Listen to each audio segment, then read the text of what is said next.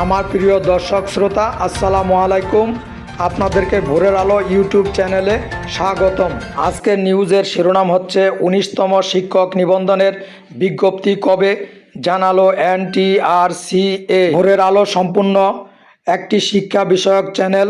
বিশ্বস্ত ও নির্ভরযোগ্য শিক্ষা বিষয়ক প্রতিদিনের নিউজের আপডেট পেতে চ্যানেলটি সাবস্ক্রাইব করুন, আমাদের সাথে থাকুন।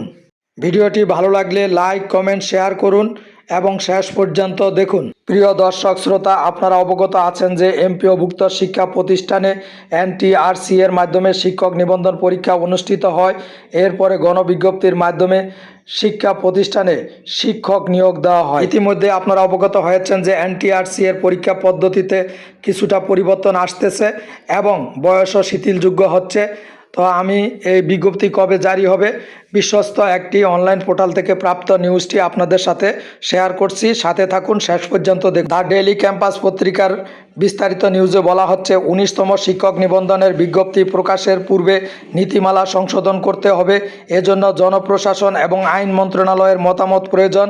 এই দুই মন্ত্রণালয়ের মতামত পাওয়ার পর 19তম শিক্ষক নিবন্ধনের বিজ্ঞপ্তি প্রকাশ করা হবে। মঙ্গলবার 27 মে বেসরকারি শিক্ষক নিবন্ধন ও প্রত্যয়ন কর্তৃপক্ষের NTRCA এক কর্মকর্তা দ্য ডেইলি ক্যাম্পাসকে এ তথ্য জানিয়েছেন। নাম ও প্রকাশিত রাখার শর্তে NTRCA এর ওই কর্মকর্তা বলেন, 19তম শিক্ষক নিবন্ধনের বিজ্ঞপ্তি প্রকাশ করতে 1 থেকে 2 মাস সময় লাগতে পারে। এর কারণ হিসাবে তিনি জানান, মন্ত্রণালয়ে ফাইল চালাচালিতে অনেকটা সময় লেগে যায়। তবুও আমরা তাগাদা দিচ্ছি যেন দ্রুত নীতিমালা সংশোধন করে পরিপত্র জারি করা হয়। পরিপত্র জারি হওয়ার আগে 19তম শিক্ষক নিবন্ধনের বিজ্ঞপ্তি প্রকাশ করা সম্ভব হবে না। গণবিজ্ঞপ্তিতে আবেদনের বয়স সীমা উঠে যাচ্ছে। এখন থেকে শিক্ষক নিবন্ধনের বিজ্ঞপ্তি প্রকাশের দিন থেকে প্রার্থীদের বয়স গণনা করতে হবে। বেসরকারি শিক্ষক নিবন্ধন ও প্রত্যয়ন কর্তৃপক্ষকে NTRCA গণবিজ্ঞপ্তি প্রকাশের সময় পৃথকভাবে বয়স গণনা করা যাবে না। এর ফলে গণবিজ্ঞপ্তিতে আবেদনের ক্ষেত্রে বয়সের বাধা উঠে যাচ্ছে। গত রোববার শিক্ষা মন্ত্রণালয়ের অভ্যন্তরীণ এক সভায় এ সিদ্ধান্ত নেওয়া হয়েছে। বেসরকারি শিক্ষক নিয়োগ বিধিমালা সংশোধন নিয়ে এ সভা ডাকা হয়েছিল। সভায় উপস্থিত মাধ্যমিক ও উচ্চশিক্ষা বিভাগের 3 কর্মকর্তার সঙ্গে কথা বলেছে দ্য ডেইলি ক্যাম্পাস। তারা জানিয়েছেন, দেশের প্রচলিত নিয়ম অনুযায়ী BCS সহ সব ক্ষেত্রেই বিজ্ঞপ্তি যেদিন প্রকাশিত হয় সেদিন থেকেই প্রার্থীর বয়স গণনা করা হয়। তবে NTRC এর ক্ষেত্রে শিক্ষক নিবন্ধন পরীক্ষা এবং গণবিজ্ঞপ্তিতে আবেদনের ক্ষেত্রে পৃথকভাবে বয়স গণনা করা হয়।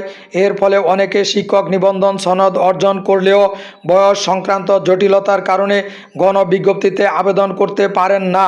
এই নিয়ম পরিবর্তনের বিষয়ে সবাই একমত পোষণ করেছেন। তারা জানান, এখন থেকে NTRC এর নিয়োগের ক্ষেত্রে শিক্ষক নিবন্ধনের বিজ্ঞপ্তি প্রকাশের সময় প্রার্থীর বয়স যত থাকবে সেটি হবে মূল বয়স। গণবিজ্ঞপ্তির সময় আলাদা করে আর বয়স গণনা করা হবে না। নাম অপ্রকাশিত রাখার শর্তে শিক্ষা মন্ত্রণালয়ের যুগ্ম সচিব পদমর্যাদার এক কর্মকর্তা দ্য ডেইলি ক্যাম্পাসকে বলেন, একজন প্রার্থীর নিবন্ধন সনদ অর্জন করতে গিয়ে কয়েক বছর লেগে যায়, যার ফলে গণবিজ্ঞপ্তিতে আবেদনের সময় তার বয়স থাকে না। ওই শিক্ষক পরবর্তীতে আবেদনের সুযোগও পান না। এজন্য সংশোধন হতে যাওয়া নীতিমালায় শিক্ষক নিবন্ধনের বিজ্ঞপ্তি প্রকাশের সময় প্রার্থীর বয়স নির্ধারণ করা হবে। গণবিজ্ঞপ্তির সময় আলাদা করে বয়স হিসেব গণনা করা হবে না। ওই কর্মকর্তা আরও জানান, নীতিমালা সংশোধনের বিষয়টি এখন জনপ্রশাসন মন্ত্রণালয়ে পাঠানো হবে। এরপর আইন মন্ত্রণালয়ের মতামত নিয়ে এটি প্রকাশ করা হবে। এর আগে কোনো বিজ্ঞপ্তি প্রকাশিত হলে সেটি এই নীতিমালার আওতায় আসবে না। প্রিয় দর্শক শ্রোতা, 19তম শিক্ষক নিবন্ধন কবে প্রকাশ হবে এ সংক্রান্ত আমি নিউজটি আপনাদের সাথে শেয়ার করলাম। এতে প্রতীয়মান হচ্ছে যে কিছুটা 1 থেকে 2 মাস সময় লাগবে। কারণ হচ্ছে এই নিবন্ধন পরীক্ষার আগে কিছু সংশোধন হতে যাচ্ছে, বিশেষ করে বয়স এবং পরীক্ষা পদ্ধতি, যার কারণে জনপ্রশাসন এবং আইন মন্ত্রণালয়ের মতামতের প্রয়োজন আছে।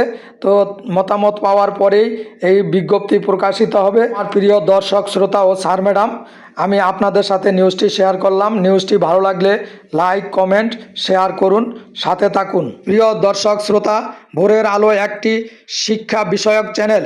এখানে নির্ভরযোগ্য ও বিশ্বস্ত শিক্ষা সংক্রান্ত প্রতিদিনের নিউজের আপডেট পাওয়া যাবে।